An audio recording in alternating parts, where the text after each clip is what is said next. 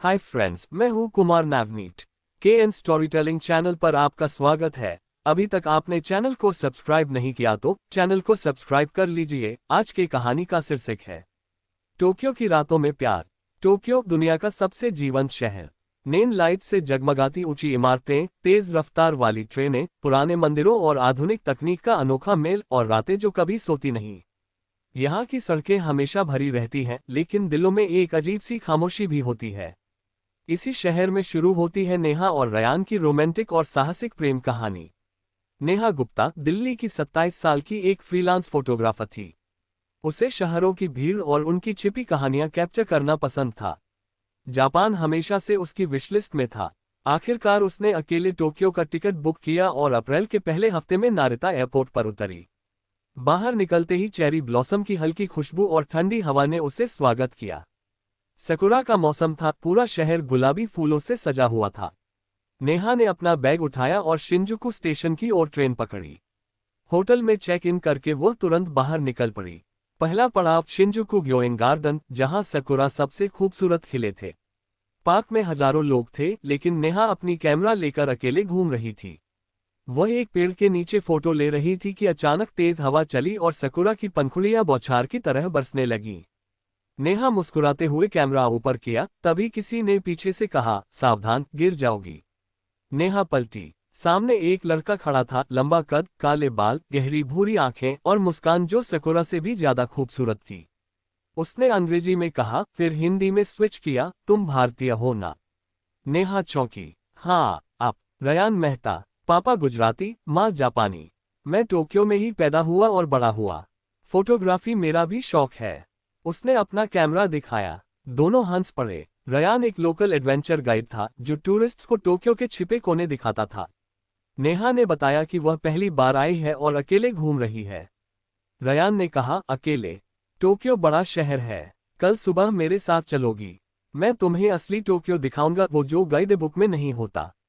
नेहा राजी हो गई। अगली सुबह रयान नेहा को होटल से पिक किया। पहला पड़ाव यानाका, टोक्यो का पुराना इलाका जो द्वितीय विश्व युद्ध की बमबारी से बच गया था। संकरी गलियां, पुराने लकड़ी के घर, छोटे मंदिर और बिल्लियों से भरा निको टेम्पल।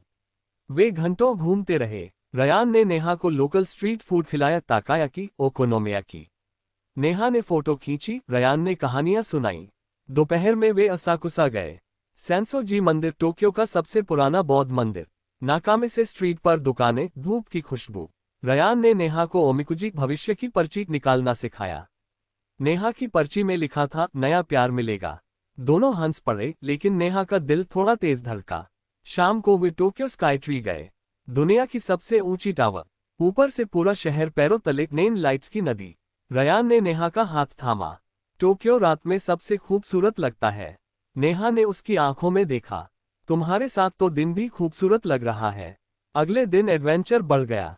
रयान ने नेहा को माउंट ताकाओ ले गया, टोक्यो से 1 घंटे की दूरी पर पहाड़। केबल कार से ऊपर, फिर ट्रैकिंग। रास्ते में मंदिर, बंदर और सकुरा के पेड़। ऊपर पहुंचकर पूरा टोक्यो और माउंट फूजी दूर से दिखा। ठंडी हवा, सन्नाटा और सिर्फ वे दोनों। रयान ने अपना जैकेट नेहा को दिया। ठंड लग रही है? नेहा ने मुस्कुराते हुए कहा, अब नहीं। वे चुपचाप बैठे रहे। रयान ने अचानक कहा, नेहा, मुझे तुमसे कुछ हो रहा है। नेहा शर्मा गई। मुझे भी रयान, लेकिन मैं सिर्फ 15 दिनों की हूँ। रयान ने हाथ थामा। 15 दिन काफी हैं प्यार शुरू करने के लिए। अगले दिनों का सिलसिला रोमांच और रोमांस से भरा था। एक दिन वे ओडाइबा गए, आर्टिफिशियल आइलैंड। वहां team lab, borderless digital art museum. अनंत कमरे, लाइट्स का जादू, फूलों की बौछार। एक कमरे में अंधेरा था और दीवारों पर तारे चमक रहे थे। रयान ने नेहा को गले लगाया। ये तारे तुम्हारी आंखों जैसे हैं। नेहा का दिल पिघल गया। फिर एक रात वे शिबुया क्रॉसिंग गए। दुनिया की सबसे व्यस्त क्रॉसिंग। लाइट्स बंद हुई और हजारों लोग एक साथ सड़क पार करने लगे। रयान ने नेहा का हाथ कसकर पकड़ा। भीड़ में खोने का डर, लेकिन एक दूसरे का साथ।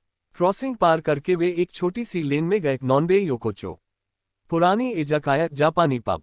उन्होंने साके पी, ग्रिल्ड याकिटोरी खाया। रयान ने नेहा को जापानी में आयशितेरू सिखाया, मतलब आई लव यू। नेहा ने शर्माते हुए दोहराया।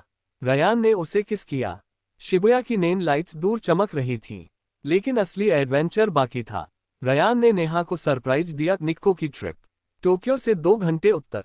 निक्को यूनेस्को वर्ल्ड हेरिटेज, झरने, झीलें और पुराने श्राइन। वे सुबह निकले। रास्ते में तोशोगु श्राइन, सोने से सजा मंदिर, फिर किगोन फॉल्स, 97 मीटर ऊंचा झरना। ठंड थी, लेकिन नेहा उत्साह से भरी थी। शाम को वे चुजेंजी झील के किनारे पहुंचे। झील बर्फीली थी, चारों तरफ बर्फ से ढके पहाड़। सूर्यास्त का समय, आसमान लाल नारंगी। रयान ने नेहा को झील किनारे ले जाकर घुटनों पर बैठ गया। जेब से एक छोटी रिंग निकाली, जापानी पल की। नेहा गुप्ता, तुम मेरी जिंदगी में सेकुरा की तरह आई हो, अचानक, खूबसूरत और यादगार। टोक्यो की भीड़ में तुम अकेली मुझे दिखी।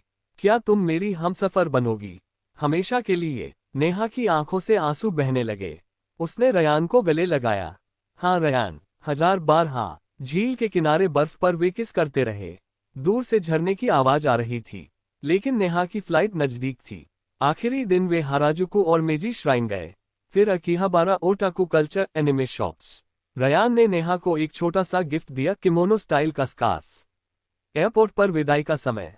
नेहा रो रही थी। रयान ने उसे गले लगाया। मैं जल्दी भारत आऊंगा, परिवार से मिलूंगा। हमारा प्यार शिनकानसेन जितना तेज और माउंट फूजी जितना मजबूत है। नेहा दिल्ली लौट आए, लेकिन दिल टोक्यो में रह गया। रोज वीडियो कॉल, लंबी बातें। 4 महीने बाद रयान दिल्ली आया। नेहा के मम्मी पापा से मिला। पहले हिचकिचाहट थी, जापान में रहेगा, संस्कृति अलग है, लेकिन रयान ने सबको जीत लिया। हिंदी बोली, भारतीय खाना खाया और कहा कि नेहा की खुशी में ही उसकी खुशी है। शादी दिल्ली में ट्रेडिशनल तरीके से हुई। नेहा लाल लहंगे में, रयान शेरवानी में। फिर हनीमून, वापस टोक्यो। अब वे टोक्यो में रहते हैं। नेहा फोटोग्राफी करती है, रयान गाइड। उनका छोटा सा अपार्टमेंट शिंजुकू में है। हर साल सेकुरा के मौसम में वे शिंजुकू ग्योइन जाते हैं, जहां पहली मुलाकात हुई थी। रयान नेहा का हाथ थामता है और कहता है, याद है वो दिन? नेहा मुस्कुराती है, जब सेकुरा बरस रहा था और तुम आए। कैसे भूल सकती हूँ। टोक्यो की चमकती रातों में उनका प्यार आज भी वैसा ही जलता है, रोमांटिक, साहसिक और अनंत। ये कहानी बताती है कि प्यार न भाषा जानता है, न संस्कृति, न दूरी। जब 2 दिल मिलते हैं तो दुनिया का सबसे बड़ा शहर भी छोटा लगने लगता है।